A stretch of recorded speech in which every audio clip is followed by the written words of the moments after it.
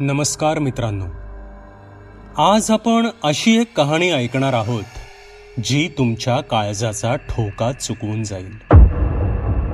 ही गोष्ट आहे काही महाराष्ट्रीयन विद्यार्थ्यांची जे आसाममधील एका कॉलेजमध्ये शिकत होते आणि कॉलेजमधीलच वसतिगृहात राहत होते. त्यांना थ्रिलिंग म्हणजेच साहसी खेळ, साहसी गोष्टी करायला खूप आवडत होत्या. त्या दिवशी सुद्धा असंच काहीतरी थ्रिलिंग करायचं असं त्यांनी ठरवलं. पण नक्की काय करायचं ह्या विचारात ते होते आणि त्याच वेळी त्यांना समजलं आसाममधील एका ट्रॅव्हल एजन्सीच्या ऑफिसबद्दल आणि एका बसबद्दल. आणि बस त्यांचं ठरलं की काहीही झालं तरी त्या बसमधून प्रवास करायचाच, त्या बसचं रहस्य जाणून घ्यायचंच. पण नियतीनं पुढे काय वाढून ठेवलं आहे ह्याची कल्पना त्यांना नव्हती. चला तर मग जाणून घेऊया त्यांच्या आयुष्यातील ह्या भयंकर, थरारक आणि रहस्यमय प्रवासाची कहाणी. मित्रांनो, आजच्या कथेचे नाव आहे मराठी मुलांचा आसाममधील तो भयानक प्रवास. कथेचे मूळ नाव आहे एक झपाटलेला प्रवास. कथेचे लेखक आहेत कुमार. कथेला आता सुरुवात करू.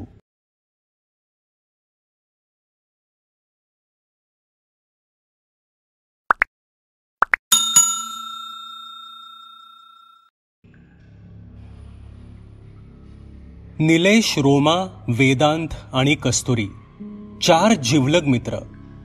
हे सर्व एकाच कॉलेजमध्ये शिकत होते. घरापासून लांब आसाम सारख्या एका छोट्या राज्यात ते आपले शिक्षण घेत होते. चौघे मराठी असल्याने त्यांची कॉलेजमध्ये लगेच ओळख झाली. निलेश आणि वेदांत बॉईज हॉस्टेलमध्ये तर रोमा आणि कस्तुरी गर्ल्स हॉस्टेलमध्ये राहत होते. जसे आपल्याकडे उन्हाळ्यात सुट्टी असते तसे आसाममध्ये हिवाळ्यात सुट्ट्या दिल्या जातात. प्रचंड थंड तापमान आणि बर्फ ह्यामुळे तिकडे घरातून सहसा काम नसेल तर कोणी बाहेर निघत नाही. कॉलेजला 3 दिवसांनी सुट्टी लागणार होती आणि नेहमीप्रमाणेच घरी जाण्याआधी त्यांना काहीतरी थ्रिलिंग करायचं होतं. यार, ह्या थंडीनं तर माझा जीवच जाईल असं वाटतंय, निलेश आपले हात पॅन्टच्या खिशात घालत म्हणाला. हा वेदांत राहिला कुठं? आम्हाला इकडे थंडीमध्ये उभा करून स्वतः मात्र गायब आहे, रोमा चिडून म्हणाली. हॅलो गाईज, माझी आठवण काढत होतात का? वेदांताला आणि त्याने हसत विचारलं. नाही, तुला मारायचा प्लॅन करत होतो. अजून थोडा वेळ तू आला नसतास ना, तुला बाहेरच झोपावला असता, निलेश चिडून म्हणाला. अरे हो, शांत व्हा, मी आपल्याच कामासाठी गेलो होतो, वेदांत हसत म्हणाला. म्हणजे आपल्या कामासाठी गेला होतास की ती दिल्लीवाली अनु तिच्या मागे गेला होतास? कस्तुरीनं विचारलं. कोण अनु? अच्छा, ती अनु. अरे ती तर सकाळीच गेली ना, तिलाच तर बसवून आलो बसमध्ये आणि तिकडेच तर आपल्या कामाची बातमी समजली आणि लगेच तुम्हाला कॉल केला आणि बोलवून घेतलं, वेदांत निलेशच्या खांद्यावर हात ठेवत म्हणाला. माहिती? आणि बस स्थानकामध्ये? आणि ती पण आपल्या कामाची? कस्तुरीने चौकसपणे विचारलं. अरे किती प्रश्न, जरा थांबा आणि आता जरा ऐका. इकडून एक 10 किलोमीटरवर एक रस्ता आहे. त्या रस्त्यावर रात्री 11 नंतर कोणतीही गाडी जात नाही. असं म्हणतात की तिकडे एक ट्रॅव्हल एजन्सीचं ऑफिस आहे, पण ते ऑफिस फक्त अमावस्येच्या रात्रीच नजरेस पडतं आणि दिवस उजाडायला लागला की गायब होतं. त्याच अमावस्येच्या रात्री त्या ऑफिसपासून एक बस निघते, पण ती बस कोणाला दिसत नाही, कारण ती झपाटलेली बस आहे. त्या बसमधील सर्व प्रवासी मृत असतात.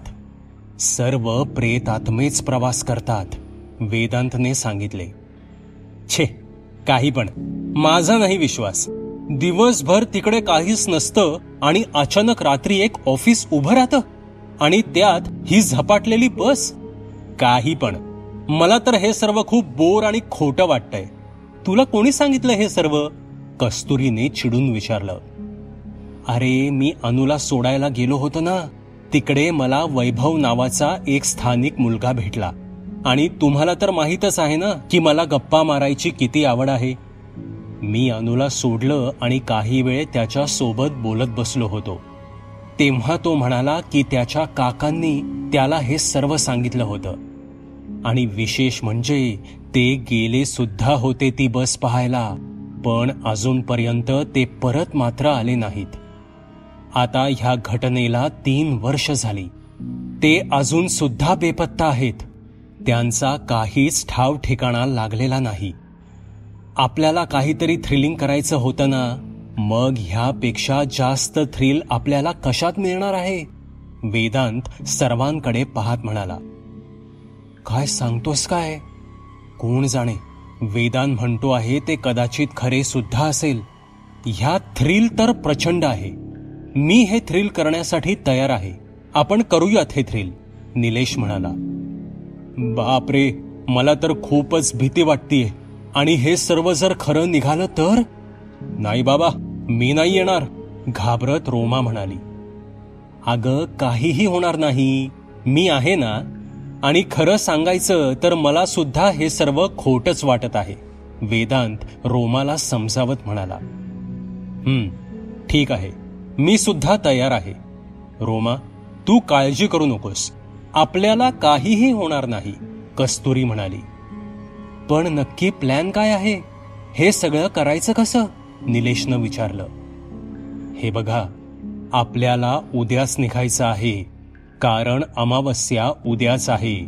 आणि आपल्या सर्वांना हे माहीतच आहे की अमावस्येला प्रेतात्मे, पिशाच जास्त सक्रिय असतात, नाही का? उद्या आपण रात्री 11च्या आसपास निघू. अक्षयची गाडी आहे, ती मी घेऊन येतो. तो नाही म्हणणार नाही. अक्षयच्याच गाडीने आपण त्या रस्त्यावर जाऊ. तिकडे गाडी पार्क करू आणि ते ट्रॅव्हल एजन्सीचं ऑफिस शोधू. जर खरंच आपल्याला ते ऑफिस मिळालं तर तिथून बसचं तिकीट काढू आणि बसमध्ये बसून वरती येऊ. दुसऱ्या दिवशी सकाळी पुन्हा बसने खाली जाऊ, आपली गाडी घेऊ आणि परत वरती येऊ. आणि जर का त्या रात्री अगदीच काही तसं दिसलंच नाही, काही घडलंच नाही, तर पुन्हा आपल्या गाडीने त्याच रात्री परत येऊ, वेदांत म्हणाला. 1 मिनिट, काही घडलं नाही तर म्हणजे? तुला काय म्हणायचंय? तिकडे काही भयंकर घडणारच आहे का? रोमाने कापऱ्या आवाजात विचारलं. अगं नाही ग माझी राणी, काहीही होणार नाही. आणि जरी झालं तरी मी आहेच ना, मी मारेन त्या भूतांना. ठीक आहे, ठरलं तर मग उद्या रात्री 10:30 हॉस्टेल बाहेर भेटू, पण जरा जपून, नाहीतर पकडले जाऊ. वेदांतने सूचना दिल्या आणि ते आपापल्या हॉस्टेलच्या दिशेनं निघाले. ठरल्याप्रमाणे रात्री 10:30च्या आसपास आपल्या हॉस्टेल निरीक्षकाची नजर चुकवून ते चौघे हॉस्टेलपासून काही अंतरावर भेटले. वेदांतने अक्षयकडून गाडी आणली होती. गाडीमध्ये बसून ते निघाले. रात्रीचा गार वारा अंगाला झोंबत होता. तसे गाडीच्या सर्व काचा त्यांनी बंद केल्या. रस्त्यावर दिव्यांची सोय नव्हती. गाडीच्या दिव्याच्या प्रकाशात ते घाट उतरून खाली येत होते. डावीकडील असलेल्या दरीमध्ये वारा घोंघावताना शीळ घातल्यासारखा आवाज येत होता. रात्रीची ती दरी म्हणजे अजगराच्या उघड्या जबड्यासारखीच भासत होती. अगदी जराशी चूक आणि समोर मृत्यू ठरलेला. आसामसारख्या पहाडी भागात भूत, प्रेत, पिशाच ह्यांच्या घटना जास्त घडतात आणि त्यातल्या त्यात त्या घाटामध्ये जास्त होतात, असं त्या चौघांनी ऐकलं होतं. आणि आता त्यांच्या गाडी समोरच कोणता प्रेतात्मा येईल का अशी भीती त्यांना वाटत होती. पण असं काहीच झालं नाही. त्यांनी घाट व्यवस्थित पार केला आणि ते खाली आले. अजून किती लांब आहे? रोमाने विचारलं. झालं, आलोच आता जवळ. अजून 5 मिनिटं, मग पोहोचूच आपण, वेदांत म्हणाला आणि गिअर टाकून त्याने गाडीचा वेग जरा वाढवला. साधारण 5 मिनिटांच्या प्रवासानंतर वेदांतने एके ठिकाणी गाडी थांबवली. ते सगळे गाडीतच काही वेळ बसून राहिले. त्यांनी आजूबाजूचा कानोसा घेतला आणि ते सगळे गाडीतून उतरले. थंडी एवढी होती की दातांवर दात आपटत होते. जाड वुलनचे कपडे घालून सुद्धा थंडी वाजतच होती. काय रे, इकडे तर काहीच दिसत नाहीये. आपण आलो ते ठिकाण तर बरोबर आहे ना? नक्की ह्याच ठिकाणाचा पत्ता दिला होता ना त्याने? निलेशने विचारलं. पत्ता असा नाही दिला रे त्याने, पण इकडेच आहे असे त्याने सांगितले होते. पण आता हे किती खरं आहे ते मला सुद्धा माहीत नाही, वेदांत आजूबाजूला पाहत म्हणाला. गाईज, मला खूप थंडी वाजतीये. इकडे काहीही नाहीये. चला ना, आपण परत जाऊ, रोमा कुडकुडत म्हणाली. मला सुद्धा असंच वाटतं. आपण परतच जावं. इकडे कुठे काहीच दिसत नाहीये, कस्तुरीने रोमाच्या बोलण्याला दुजोरा दिला. अरे, आत्ताच तर आपण इथे आलो आहोत. थोडा वेळ तरी थांबू. आपल्याला असा चान्स परत थोडी मिळणार आहे. ते ट्रॅव्हल एजन्सीचं ऑफिस इकडेच जवळपास असेल कुठेतरी. मी थोडं पुढे जाऊन पाहतो, वेदांत म्हणाला आणि तो निघाला. इतक्यात निलेशने त्याचा हात पकडला. भाऊ, थांब, नको जाऊस पुढे. यार, तापमान बघ किती कमी झालंय. चल निघू आपण, निलेश म्हणाला. वेदांतने थोडा वेळ घेतला.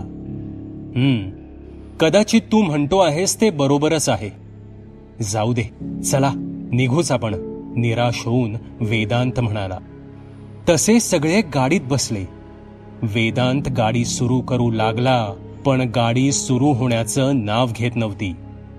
3-4 वेळा त्याने चावी फिरवून पाहिली, पण गाडी काही सुरू होत नव्हती. त्यांनी गाडीला धक्का देखील देऊन पाहिला, पण तरी सुद्धा गाडी सुरू झाली नाही. मला वाटतं थंडीने गाडीचं इंजिन थंड पडलंय. इकडे आता लिफ्ट मागायला कोणते वाहन सुद्धा नाहीये, आजूबाजूला पाहत निलेश म्हणाला. आता काय करायचं? रोमाने रडकुंडीला येत विचारलं. हे बघ रोमा, रडू नकोस. आपण थोडं पुढे जाऊन पाहू. तिकडे काही ना काही असेल. कदाचित आपली परत जाण्याची सोय होईल, कस्तुरी म्हणाली आणि तिचे बोलणे ऐकून बाकी दोघांनी सुद्धा होकारात मान हलवली. ते सगळे 5 मिनिटे चालून पुढे गेले असतील नसतील तसे त्यांना दूरवर एके ठिकाणी प्रकाश दिसला. तिकडे नक्की काहीतरी असेल असा विचार करून ते त्या दिशेनं निघाले. काही अंतर चालून गेल्यावर त्यांना दिसलं की रस्त्याच्या कडेला एक दुकान होतं. त्याच्या पाठीवर एक दिवा लावला होता आणि त्या दुकानाचं नाव होतं कुमार ट्रान्सपोर्ट सर्व्हिस. चालून चालून थकल्याने आणि थंडीने काकडल्याने ते त्या दुकानाजवळ गेले. त्यांनी पाहिलं तर आजूबाजूला काहीच नव्हतं. फक्त ते एकच दुकान तिथे होतं. त्या दुकानाला काचेचा दरवाजा होता. तो काचेचा दरवाजा ढकलून निलेश आत गेला. बाकी तिघे त्याच्या पाठीमागे होते. ते सुद्धा आत गेले. तसे आत जाताच एक जळका वास त्यांच्या नाकाला स्पर्शून गेला. समोर एक व्यक्ती बसलेली होती. साधारण 40च्या आसपासचा तो वाटत होता. तो थोडा स्थूल होता आणि त्याने जाड भिंगाचा चष्मा घातला होता. त्याने सफेद शर्ट परिधान केला होता आणि त्याच्या डोक्याला टक्कल पडलं होतं. नमस्कार, मी निलेश आणि हे सर्व माझे मित्र आहेत. खरं तर आमची गाडी खराब झाली आहे आणि आम्हाला सेंट जोसेफ हॉस्टेलला जायचं आहे. तर तुम्ही आमची काही मदत करू शकता का? त्या इस्माला पाहून निलेश म्हणाला. मदत? तुमची? अरे का नाही, या ना, बसा बसा. मी कुमार, ह्या कुमार ट्रान्सपोर्ट सर्व्हिस दुकानाचा मालक. तुमची मदत मी नक्की करेन. त्यासाठीच तर इकडे आहे मी. कुमार हसत म्हणाला. पण त्याची नजर मात्र काहीतरी वेगळेच सांगत होती. त्याची नजर त्या चौघांवर फिरत होती. तुम्हाला काही वेळ थांबावं लागेल. माझी एक बस आता येईल, ती वरतीच जाणार आहे. तुम्हाला सुद्धा घेऊन जाईल.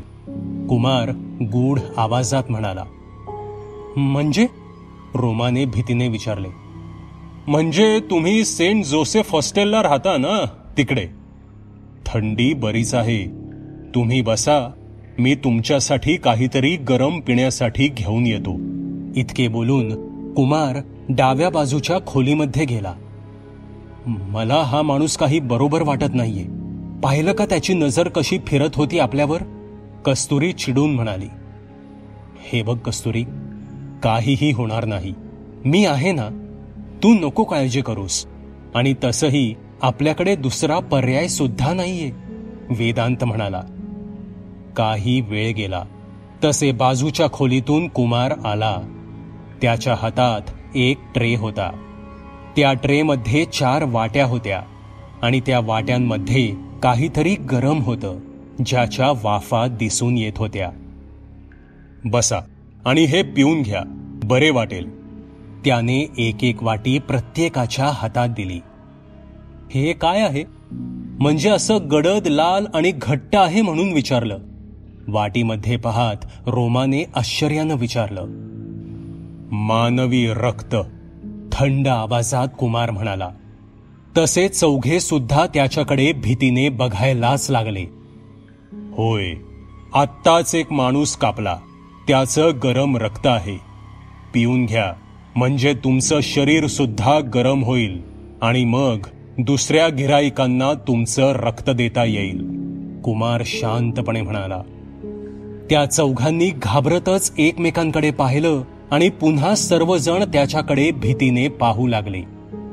त्यांचा तो घाबरलेला चेहरा पाहून कुमार जोरात हसू लागला. अरे पोरांनो, घाबरलात का काय? अरे ते रक्त नाहीये, तो बीटाचा आणि गाजराचा रस आहे. त्याला फोडणी देऊन तो गरम केलाय. हा प्यायल्यानं शरीरात गरमी येते. ते काय आहे ना, मला भयकथा लिहिण्याचा छंद आहे. असेच एकदम काहीतरी सुचलं म्हणून मी थोडी मजा केली, कुमार हसत हसत म्हणाला. ते सर्व त्याच्याकडे विचित्र नजरेने पाहू लागले. त्याचे बोलणे ऐकून कस्तुरीने ती वाटी खाली ठेवली आणि रागाने कुमारकडे पाहून बाहेर निघून गेली. ती अशी अचानक उठून बाहेर गेलेली पाहून वेदांत सुद्धा तिच्या मागे बाहेर आला. कस्तुरी, काय झालं? अशी अचानक बाहेर का आलीस तू? वेदांतने विचारलं. अरे किती विचित्र माणूस आहे हा. त्याची नजर आणि नियत मला दोन्ही साफ वाटत नाहीये. काय तर म्हणे मानवी रक्त, आणि मस्करी करायला तो आपल्याला ओळखतो तरी का? कस्तुरी चिडून म्हणाली. हे बघ, राग मला पण आला आहे, पण आत्ता आपल्याकडे पर्याय नाहीये. आपली गाडी बंद पडलीये आणि बाहेर थंडी सुद्धा प्रचंड आहे. त्यामुळे थोडा वेळ का होईना आपल्याला त्याच्याच ऑफिसमध्ये थांबावं लागेल आणि त्याची बस आली की आपल्याला निघायचंच आहे इथून. तसेही आपलं काम तर झालंच नाहीये, वेदांत म्हणाला. तुला कामाची पडलीये? इकडे काही झालं तर किती महागात जाईल माहीत आहे का? कस्तुरी चिडून म्हणाली. ठीक आहे, शांत हो आणि आधी आत चल आता, वेदांत म्हणाला. तसे कस्तुरी आणि वेदांत आत आले. माफ करा, इकडे मी एकटाच असतो. इकडे रात्री सहसा कोणी येत नाही. मग असं कोणी आलं की मी गंमत करतो. पण तुम्हाला आवडलं नसेल तर मला खरंच माफ करा, कुमार माफी मागत म्हणाला. अजून किती वेळ आहे बस यायला? रोमाने विचारलं. आत्ता 15 मिनिटांमध्ये येईलच बस, कुमार म्हणाला. निलेशने घड्याळात नजर टाकली. काटे 11:15ची वेळ दाखवत होते. सर्वांनी ते कुमारने दिलेले वाटीतील सूप संपवले. तसे आता त्यांच्या अंगात थोडी गरमी आली. कुमार, तुम्हाला माहित आहे का, इकडे एक ट्रॅव्हल एजन्सीचं ऑफिस आहे. आम्ही असं ऐकलं आहे की ते फक्त अमावस्येच्या रात्रीच नजरेस पडतं आणि दिवस उजाडला की गायब होतं. तसेच त्या एजन्सीची एक झपाटलेली बस सुद्धा आहे, वेदांतने पुढे होत विचारलं. त्यावर कुमार जरासा हसला आणि गूढ आवाजात म्हणाला, ते होय, ते ऑफिस हेच आहे आणि मीच ह्याचा मालक आहे. आणि आता जी बस येणार आहे ती झपाटलेली बसच आहे. त्याचे बोलणे ऐकून वेदांत, कस्तुरी, निलेश आणि रोमा चौघे सुद्धा पुन्हा स्तब्ध झाले आणि त्याच्याकडे पुन्हा भीतीदायक नजरेने पाहायला लागले. तुम्ही पुन्हा मस्करी करत आहात ना? कस्तुरीने विचारलं. त्यावर कुमारने हसून नकारात मान हलवली. हे हे हे कसं शक्य आहे? तुम्ही तर इकडे आमच्या समोर आम्हाला दिसत आहात, रोमाने कापऱ्या आवाजात विचारलं. का? तुम्हाला कोणी सांगितलं की प्रेत आत्मे दिसत नाहीत? कुमार त्याच गूढ आवाजात म्हणाला. नाही म्हणजे तुम्ही खरंच आत्मा आहात का? निलेशने घाबरत विचारलं. त्यावर कुमार जोर जोरात हसू लागला आणि म्हणाला, माफ करा, मी तुम्हाला पुन्हा घाबरवलं. त्याचे ते वाक्य ऐकून सर्वांनी सुटकेचा निश्वास सोडला. अचानक कस्तुरी उठली आणि रागात त्याच्या टेबलाजवळ आली. हे बघा मिस्टर, इकडे आम्ही तुमची फालतू बडबड ऐकायला आलेलो नाही, कस्तुरी चिडून म्हणाली. तिचा तो अवतार पाहून कुमार घाबरला आणि मागे सरकला. कस्तुरी, शांत हो, हे काय बोलतीयस तू? हे पहा कुमार, माफ करा, पण आम्ही आधीच टेन्शनमध्ये आहोत, वेदांत कुमारला समजावत म्हणाला. बरं, ठीक आहे, पण तुम्ही मला त्या ट्रॅव्हल एजन्सीच्या ऑफिसबद्दल आणि त्या बसबद्दल विचारत होतात ना? तुम्हाला त्या ट्रॅव्हल एजन्सीच्या ऑफिसबद्दल आणि त्या बसबद्दल काही माहिती आहे का? लोकांना ती अफवा वाटते, पण खरं सांगायचं तर तुम्ही जे काही त्याबद्दल ऐकलं आहे ते सर्व खरं आहे. बरीच लोक गायब झाली आहेत त्या बसमध्ये. कुमारचे ते वाक्य ऐकून वेदांत मागे वळला. म्हणजे तुम्हाला माहित आहे नक्की काय झालं होतं ते? वेदांतने उत्सुकतेने विचारले. होय, आजपासून 5 वर्षांपूर्वी घडलेली ती घटना आहे. एक ट्रॅव्हल एजन्सीचं ऑफिस होतं आणि त्यांची एक बस होती. ती बस रात्री मुख्य शहरातून लोकांना घेऊन निघायची आणि एक एक असे करत 15 गावे पार करत लोकांना त्यांच्या स्टॉपला सोडायची. रात्री निघणारी तीच एकमेव शेवटची बस होती. त्यामुळे बसमध्ये कधी कमी तर कधी जास्त गर्दी असायची. असेच एका अमावस्येच्या रात्री ती बस निघाली. प्रदीप नावाचा चालक ती बस चालवत होता आणि बसमध्ये वैभव नावाचा त्याचा सहकारी सुद्धा होता. तेव्हा बसमध्ये 15 यात्रेकरू होते. प्रदीपला दारूचं व्यसन होतं आणि त्या रात्री सुद्धा तो दारू पिऊनच गाडी चालवत होता. काहीच वेळात घाट सुरू झाला. ते घाटाच्या मध्यभागी पोचले होते. तसे प्रदीपचा बसवरील कंट्रोल गेला आणि बस खोल दरीमध्ये जाऊन पडली. एक मोठा धमाका झाला आणि संपूर्ण बसचा चेंदा मेंदा झाला. त्या बसमधील कोणीही वाचलं नाही. जे बस अपघातात गेले त्यांच्या काही नातेवाईकांनी त्या ट्रॅव्हल एजन्सी विरुद्ध आणि मालकाविरुद्ध तक्रार केली. त्यांच्यातील 4-5 नातेवाईक आले आणि त्यांनी त्या ट्रॅव्हल एजन्सीच्या ऑफिसला आग लावली. त्या ट्रॅव्हल एजन्सीच्या मालकाला सुद्धा त्यांनी जिवंत जाळलं. तेव्हापासून लोकांना अमावस्येच्या रात्री ती बस दिसते. असं म्हणतात की ती बस अजून सुद्धा लोकांना रात्री घेऊन जाते. पण ज्यांना ती घेऊन जाते त्यांचे पुढे काय होते हे मात्र कोणालाही माहीत नाही. कारण ती लोक पुन्हा कधीच कोणालाही दिसत नाहीत. अजून सुद्धा अमावस्येच्या रात्री त्या ट्रॅव्हल एजन्सीचं ऑफिस लोकांना दिसतं आणि त्याच ऑफिसमध्ये त्या एजन्सीचा मालक सुद्धा त्यांना दिसतो आणि तो कोणाला हवे असल्यास त्या बसचे बुकिंग सुद्धा करून देतो. आता हे किती खरं किती खोटं माहीत नाही. कुमार बोलत असतानाच बाहेरून हॉर्नचा आवाज आला. चला, तुमची जाण्याची वेळ झाली, कुमार म्हणाला आणि बाहेर आला. त्याच्या मागे ते चौघे सुद्धा बाहेर आले. प्रदीप, प्रवासी तयार आहेत, ड्रायव्हरकडे पाहत कुमार म्हणाला. जा, बसा जाऊन, हा तुम्हाला योग्य ठिकाणी सोडेल, कुमार गूढ आवाजात म्हणाला. ते सर्व बसमध्ये चढले. तेव्हा बसमध्ये 15 प्रवासी होते आणि ते सर्वजण पूर्ण अंगावर शाल घेऊन बसले होते. बसमध्ये निळ्या रंगाचा दिवा लावलेला होता आणि बसमध्ये मांस जळाल्यासारखा सडका वास येत होता. बस सुरू झाली. आजूबाजूच्या सीट चौघांनी घेतल्या. तो वास असह्य होत असल्याने कस्तुरीने खिडकी उघडण्याचा प्रयत्न केला, पण ती उघडली गेली नाही. अरे यार, हा वास, किती घाण बस आहे, कस्तुरी म्हणाली. हो ना, डोकं उठायला लागलंय, रोमाने कस्तुरीच्या बोलण्याला दुजोरा दिला. थोडा वेळ सहन करा, उतरूच आपण काही वेळात, वेदांत म्हणाला. नाही, आता तुम्ही उतरू शकत नाही, कधीच नाही. आता तुम्ही ह्या बसचे कायमचे प्रवासी झाला आहात, पुढे बसलेला एक जण घोगऱ्या आवाजात म्हणाला. काय फालतूपणा लावलाय, निलेश चिडून म्हणाला. जे खरं आहे ते सांगितलं तुम्हाला. ह्या बसमध्ये जो येतो तो पुन्हा कधीच बाहेर जात नाही. तो इसम पुन्हा बोलला. बस, खूप झालं, आता मी चालत जाईन, पण ह्या बसमध्ये नाही बसणार. इतके बोलून कस्तुरी बस ड्रायव्हर जवळ गेली आणि तिने चालकाला बस थांबवायला सांगितली.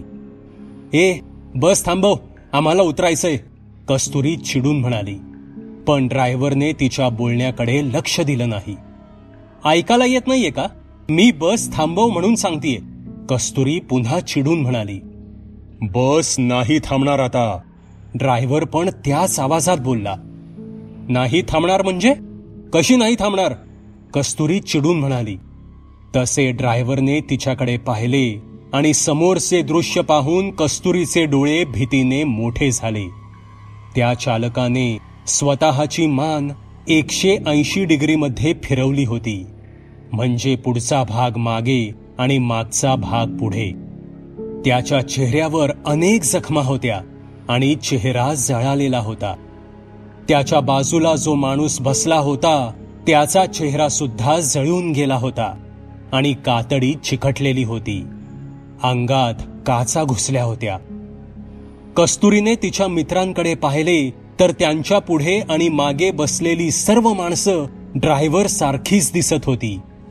अचानक ती भयंकर दिसणारी माणसं उठली आणि उठून ती सर्व त्या तिघांच्या दिशेने येऊ लागली. तेव्हा कस्तुरीला सर्व आठवले. कुमारच्या ऑफिसमध्ये जाताना तो जळका वास, कुमारचे ते बोलणे, गाडीमध्ये बसताना ड्रायव्हरला प्रदीप नावाने मारलेली हाक, गाडीमध्ये येणारा हा जळका वास, हे सर्व तिच्या डोळ्यांसमोरून जात होते. पण आता उशीर झाला होता. अचानक वैभवने तिचा गळा मागून पकडला आणि अचानक दचकून कस्तुरीला जाग आली. तिने पाहिलं तर ती बसमध्येच होती आणि आपल्या सीटवरच बसली होती. बस आपल्या वेगानं पुढे जात होती. तिने खिडकीतून बाहेर पाहिलं तर बाहेर गडद अंधारच होता. कदाचित मी खूप भयंकर स्वप्न पाहिलं, ती स्वतःशीच पुटपुटली आणि तिने बाजूला पाहिलं आणि तिच्या तोंडातून जोरात एक किंकाळी बाहेर निघाली, कारण तिच्या शेजारी असलेली रोमा सुद्धा आता वैभव आणि प्रदीप सारखीच दिसू लागली होती. तिने वेदांत आणि निलेशकडे पाहिले तर त्यांची सुद्धा तीच अवस्था झाली होती. काही दिवसांनंतर 2 तरुणी गाडीला धक्का मारत गाडी घेऊन जात होत्या. काय यार चंदना, तुला पण हीच खटारा गाडी सापडली का? कधी पण बंद होते. त्यात हा असा सुनसान रस्ता, ना कुठलं वाहन दिसतंय ना कुठला माणूस, अनिता म्हणाली. अरे आता मी तरी काय करू, मला थोडी माहित होतं ही अशी बंद पडेल. त्यात आज अमावस्या सुद्धा आहे, मला तर खूप भीती वाटतीये. आजूबाजूला पाहत चंदना म्हणाली. हे चंदना, ते बघ, तिकडे दूरवर दिवे दिसतायत. कदाचित हॉटेल किंवा ढाबा असेल. अनिता तिच्या डावीकडे जरा अंतरावर असलेल्या दिव्याकडे पाहून म्हणाली, हां चल तिकडे, काही मदत मिळाली तर बरं होईल, चंदना म्हणाली. आणि गाडी तिकडेच लॉक करून दोघी पायी निघाल्या. त्या दोघी एका दुकानासमोर उभ्या होत्या.